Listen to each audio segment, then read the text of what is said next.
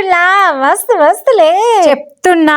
మీరు ఇంతవరకు కన్ని విని ఎరగని రెసిపీ చూపించబోతున్నా, కండ్లు రెప్పలేకుండా చూడండి. ఈ రెసిపీకి మనకు కావాల్సిన పదార్థములు ఏమనగా జ్యూసరు, ఇంట్లో తోడుబెట్టిన గడ్డ పెరుగు, 1:4 అనగా 4 కప్పుల జీలకర్ర, 1 కప్పు మెంతులు వేయించి మిక్సీ పట్టుకున్న పౌడర్ అన్నమాట ఇది. నెక్స్ట్ వచ్చేసి కొంచెం పుదీనా, అదే విధంగా కొత్తిమీర. తర్వాత వచ్చేసి ఉప్పు, అది వేయకుంటే పెద్ద తప్పు. తర్వాత జ్యూసర్ తీసుకొని గడ్డ పెరుగు వేసేయండి, చెప్తున్నా వేసేయండి అంతే. నెక్స్ట్ వచ్చేసి ఇందాక చెప్పాను కదా 1:4 పౌడరు, అది కూడా వేసేయండి. తర్వాత వచ్చేసి అలా తగిలిచ్చేసేయండి పుదీనా కొత్తిమీర.